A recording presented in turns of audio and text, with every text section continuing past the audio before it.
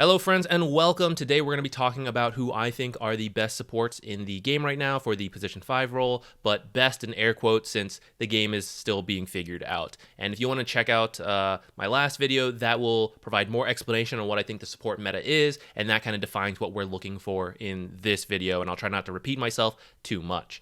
So let's get into it. These are not strictly like the top 5 ever, even though that's what this format shows. But we're going to start with Chen and Enchantress. They are a very similar type of hero, and even if I told you they were the most broken heroes right now, you probably wouldn't play them since they involve a good amount of micro. Many people don't touch them because of that. If you want to try one, Enchantress is going to be easier because you only have one creep, and she has more individual power in a game, especially with the option to go an impetus right-click build, so that if your teammates, aren't doing, the teammates' ideal stuff, then you have more individual agency to try to win a game. But you're going to use your creeps to have a strong laning stage and then go from there. Try to keep snowballing things. Enchantress has a heal, Chen has a bigger heal. He's more likely to get auras for the team, and that's kind of why both of them are good. Just a lot of early game pressure with their creeps, kind of flexible item builds to continue to push forward. And she's really good for Roshan. The heal's good for Tormentors. He, with the auras and the heals, good for both those objectives as well. So just a lot going for them. You can use the creeps to deny wisdom runes, stuff like that. But yeah, we'll go over them real quick because I don't think many of you will play them. Next, we have Crystal Maiden. Now, if you were going to play one hero, I think Crystal Maiden is it. She is not that hard to learn. Q and W plus a Blood Grenade are extremely deadly right now in the early game, and that's what you want to do. You want to try to get a couple early kills. As long as you have 2 mangoes on Crystal Maiden, that's probably enough for your first kill attempt and after a bit of harass in the laning stage. And then if you can buy more mangoes, great, but that nerf to the mango stock did hurt her, so you might have to go clarities. Hopefully you can grab the Lotus, that'll help a lot. And then what people have been doing to compensate is get 1 point in Arcane Aura at level 3 to give yourself mana, to give your allies mana, and maybe you can't spam as many spells as before with the mango builds, but you'll be able to build up your mana and then go for a kill with your spells and maybe the Blood Grenade. And you can bounce between the lanes. She's a very slow hero, so rotating was very tough for her in the past. But now with the twin gates, it's much easier to show up in different lanes and try to get a kill with her QW. And if you don't find anyone, everyone's playing safe, you can just use W on creep. So she's good against Chen and Enchantress for that, but she's also good for herself to just pick up any of the new neutral creeps all over the map, right? She can just grab some, get some XP for herself, which in the last video I mentioned how that's really tough right now for many supports if you roam too much. She doesn't have an issue with that. She can just kill creeps really quickly. She's been maxing Frostbite first to kind of lock down these mobile enemy heroes that have been very popular, or just have a lower cooldown to kill creeps. Free Shard, good on her. She can build whatever, but you'll typically do, Glimmer, which has been really good. Maybe you can do Drums, that's been popular as well. You may need something to help with your mana pool, but I think that's kind of the neutral creep change has been useful for her because she can kind of pick something for that extent, some kind of mana for herself. So yeah, I think Crystal Maiden's really good, more aggressive than many people give her credit for, and then you just get to stay on the map, be very active with all your spells. So these are my top 3 right now. I'm not sure who else I would put in here to round out this top 5, but there's other supports who are all pretty good. I just don't know who's truly the best.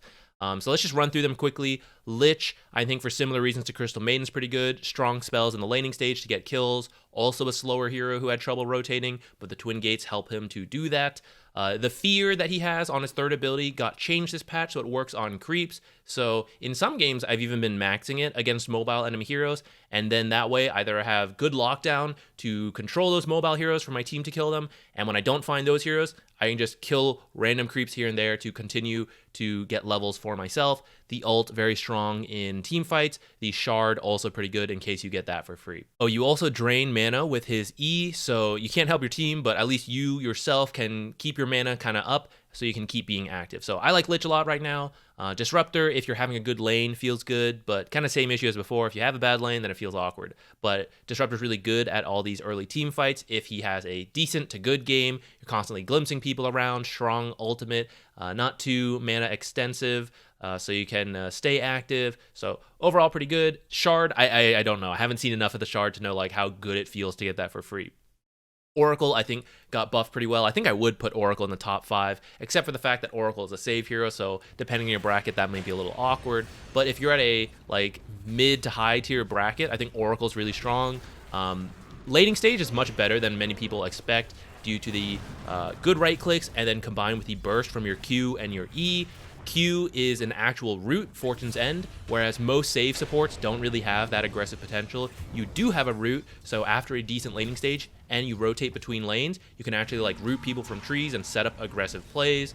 So that's all good. The W got a little easier to use, maybe like, my skill cap, right? The double-edged sword of Oracle, now gone, so you can disarm enemies for free. You don't have to worry about making them immune to magic, and you can make your teammates 100% magic resist without worrying about disarming them.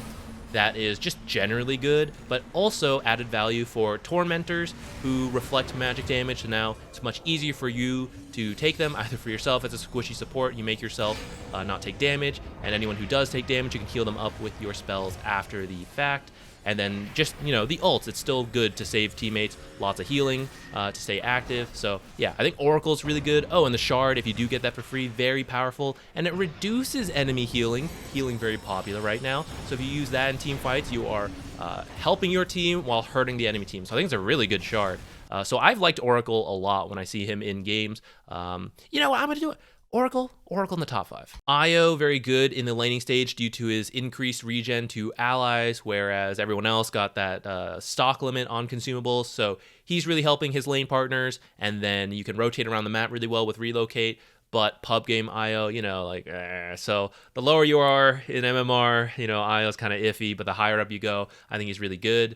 Pugna, if you want to play someone else, maybe at the lower brackets and still like to heal, then Pugna could be your bet. Very annoying in the laning stage, long right click, very annoying with the Q spam.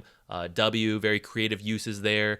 And then the E, the ward, very good. Many people are picking strong spellcasters. I mean, you see a couple here already, right? And then you're gonna do damage to them in these early team fights. And then the ult, healing allies got buffed, so you can buy like magic resistance without slowing down your heal, and then you can use that magic resistance, like your glimmer, on your ally that you're healing to buff that heal. All that you couldn't do before. So Pugna, pretty cool in that sense.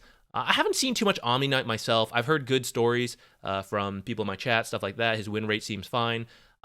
So yeah, he seems to fit this like early meta. He likes to fight, especially in pubs. So he's a hero. The lower you go, the better he is actually, because no one's buying the dispels to counter his stuff. The higher up you go, and this is why you don't see him in Pro Dota that much, even though his win rate looks really good. It's because they know how to counter him. They'll kite, they'll dispel his stuff, it drops off. So actually, the lower you go, the better Omni Knight is, in my opinion. Undying, sad about the mango nerfs, but still a very strong laner, and then can bounce between the lanes to kind of really put that pressure on. Undying strength was like, I always win one lane, But now it's like, actually, maybe I can win 2 lanes. So I think that's why Undying's really nice right now. And then some of these early objectives you amp up, like Roshan got harder, but with your ultimate and Tombstone, very doable. He does have a heal. No lockdown of any sort, but just very strong lane presence that you can then push into objectives. And similar to that vein, let's skip ahead. Silencer, I think, also a very strong laner who can now bounce between lanes to try to win multiple lanes, and you can steal intelligence from multiple lanes. The ult, very good for all these spellcasters who want to do a lot in this early game, like powerful spells. No powerful spells for any of you. I'm Silencer. So I think that's why he's also been doing well. AA got buffed. The W makes it easier to farm different creeps, defend towers, stuff like that. You got that shard for free, essentially. It got changed a little bit, but still a lot of value there. And then your ultimate, that shard that you get for free now, potentially, actually pretty good, having a stun on your ult. And if you think about all these different heal heroes we've been talking about, he cancels healing. No healing for anyone. So I think that's why AA's been pretty good. If you want to play him, Jakiro, strong lane, good spells to push objectives. I don't have too much to say about him, actually. He has a stun, right? There's, what's wrong with Jakiro? Like, he's got a lot to offer right now in these early fights. Rubik, I haven't seen as much as a position 5 lately, but I still think he's good. I think what's scary about Rubik is that you really wanted to hit level 6 pretty quickly, and in the last patch, it wasn't too hard to play Rubik as a 5 and still hit 6. I think this patch could be good, could be bad. Like I mentioned in the last video, XP is a little bit polarizing right now. You might be really ahead or you might be really behind, and just having that like consistent level 6 at 10 minutes is actually harder this patch, I would say. So Rubik, when in a good lane and having a good game, he's going to feel awesome. You're going to get that fast 6, you're going to steal spells, you're going to feel great. But if you're falling behind, he doesn't have... I mean, Fade Bolt's not bad, but like you're not jungling as fast as like this Crystal Maiden, for example, and you don't have Spell Steal to help you out. And I think that's why he can feel a little awkward. He can't pivot to like, oh, I'll just buy defensive items for my team. Like Rubik builds Rubik items, and if you're just behind, you can't really pivot that way that a Crystal Maiden or like Enchantress, right? Oh, I'm behind, I'll be more defensive, I'll help my team. Oh, I'm ahead, I'll be like more aggressive. Like you always got to do the same thing as Rubik. So I think that's why he felt a little worse, but I think you can still do it if you want. He's still very strong in this meta overall, but maybe safer as a 4. Bounty Hunter has a more reliable stun on his E now, and you can double stun people, go invis, hit them, pop invis again, hit them. You can roam between lanes and you're invis so people never know where you are. I think he's better as a 4, but you can play him as a 5. Again, if you don't hit that 6 quickly, it's going to feel really awkward. And if you don't have a team that doesn't do much, also going to feel very awkward. But that very strong, like high armor, high regen, very annoying in the lane, and then invis ganks between lanes and they don't know where you are. I think that's what you can abuse as Bounty Hunter, get off to a good start, and then get all these track kills going, find people in this giant map, they think they're safe, but there's an invisible Bounty Hunter following them, getting his team like, yeah, come kill this guy, yeah, then I'll go find the next person. And he has very flexible itemization, so you can kind of build whatever for your team, mainly a lot of auras, so whatever your offlaner hopefully is buying auras, you can see which ones they're building, and you build the other ones, drums, pipe, I've seen Greaves, I've seen Crimson Guard, right? They all feel pretty good on Bounty Hunter, and I've heard Phylactery's pretty good on him. I want to try that a little bit more. That could be fun. Phoenix and Coddle, I haven't seen that much myself. I won't talk about them too much, but when I do see them, they feel strong. Phoenix, overall, like strong lane. Actually, it depends on the matchup a little, but the attack's low, very powerful. Now you can affect 2 lanes. You have a very good heal that also does damage through Sunray. Very powerful shard you might get for free. Team fight through the ult. So yeah, Phoenix seems fine, and then Coddle, his Blinding Light got changed to a regular spell. People are still not fully expecting that, so you can kind of knock them into towers, things like that. Have a decent time that way, and then you just provide mana for yourself, for your teammates. You multi-stack easily, depending where you are on the map, and you can also farm those stacks yourself if you want through your what the heck is this spell called? Illuminate. There we go. So I think Coddle's fine. Now I won't go through all the average heroes, but I've seen some of them. They felt good. They felt bad for various reasons. If you want to play them, go for it. I think Clinks is better than this. I actually really like Clinks 5, but he tilts his team, so that's why I think he's just average. And then I think Dazzle and Ogre, I don't know. I'm very conflicted about the ult on Dazzle. I think depending on the game, it can be good, but other times it's very awkward. Ogre, I think actually might be pretty good, but just haven't seen enough. These heroes, many of them just aren't popular supports anymore, mainly these last 5.